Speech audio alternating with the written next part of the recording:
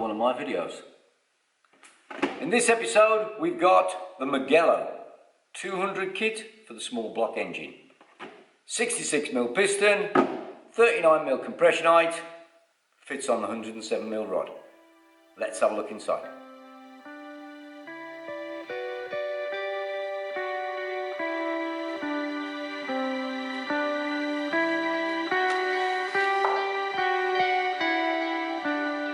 So as we can see straight out of the box, it comes with the cylinder, nickel chrome bore, multi-port, cylinder head with a spigot fit and multiple fixings to spread the load. Comes with a meteor piston,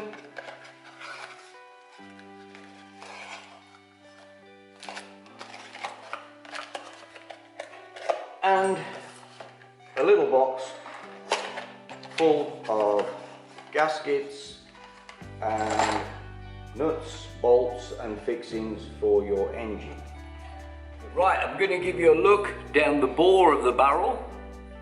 As you can see, it's got a very wide exhaust port with two little Mickey Mouse ears at the top.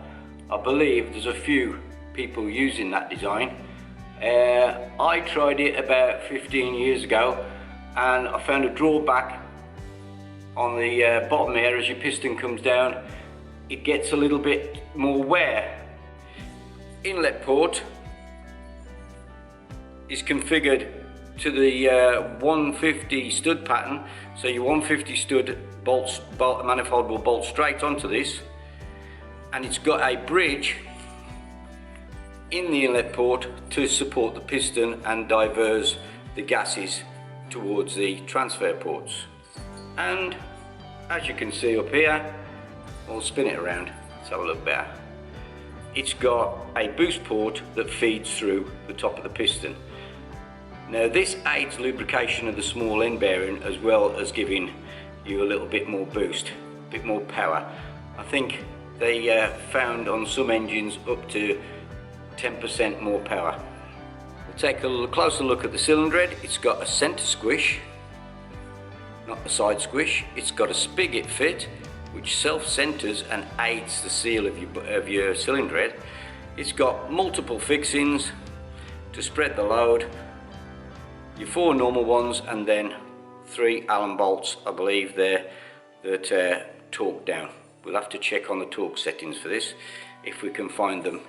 If not, I'll be calling Tino up and saying, hey Tino, what's your torque settings on this? But anyway, there we go. It's a very nice cylinder head.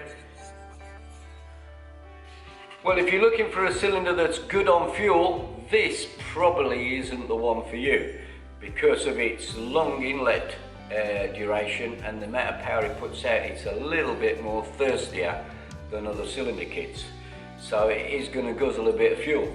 So if you're looking for something a bit more economical, you're going to look for a different kit. But this one, for a sporty little kit that you want to get some decent performance out of, this is the one to go for. Really impressed with it, Tino. Nice work. So pretty nice little kit from Tino Sashi. It's got the little hat, the little chef's hat, or rather I call it the Mickey Mouse ears port on the exhaust port, which I'm not too keen on myself. I normally go for a trapezoid exhaust port myself, which gives it a little bit more area and a smoother transition for the rings coming back down the bore, which is the most important, because as your rings are coming down the bore, that's when the compression of the cylinder and the explosion of the gases push the rings out and to make a better seal. So as they push them rings out, you're coming over these little dog leg on the Mickey Mouse ears. It's not too good. So a trapezoid port is better because it's angled like this, so it's got a smooth transition for your rings and it gives you more port area. Okay, as we said, the piston has got a nice little slot in here.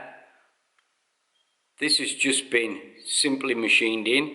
You can obviously improve on that a little bit, but you have to be aware of it dropping into the inlet port. You don't want it to drop into the inlet port and getting that overlap, so we spill off. crankcase compression into the inlet port. Piston rings are chrome plated sprung steel and they're 1mm. Okay, so fitted with the right carburation and exhaust, you can possibly get up to 20-22 brake horsepower from this kit, which is excellent. Without even touching it, a bolt-on straight 22 brake from your standard, if it was a GP, like 12 brake horsepower, going up to 22, it's almost double. That is quite impressive. So if you want more information on this kit, you can go to Sticky's Complete Spanners book of kits, edition 1, and Mr. Martin Sticky Round has got more information inside, so let's have a look. As you can see, he's already got a review of this kit in the book, showing you all the aspects of this kit. It's down here as a Mugello 198, but it is actually sold as the 200 kit. Let's have a look. We turn over the page, and on the other side, as you can see, you've got some dyno graphs here, and that's going to give you a real good idea of the performance. So it's a very good kit for a normally aspirated non-revalved motor. This is the most powerful 200 kit on the market for a small block, unless you go for something a bit more trick and fancy like your Quattrini. Another little look at the barrel. Nice finishing on the Nicholson chrome bore. I do like the configuration of the transfer ports and the boost port. I can see why Group 4 guys use this barrel. It's got possibilities. You can probably get some good power out of this. I believe some people have got up to almost 40 brake on one of these barrels. So not the way I would be going. Little chef's hat, not for me. I'm going to change it. Right, thank you very much for coming and watching my little short review. I didn't have a lot of time to do too much with this. Information's in Sticky's book if you want a better update on it. Thanks for coming. Don't forget to subscribe and like my videos. See you later. Sorry, Tino.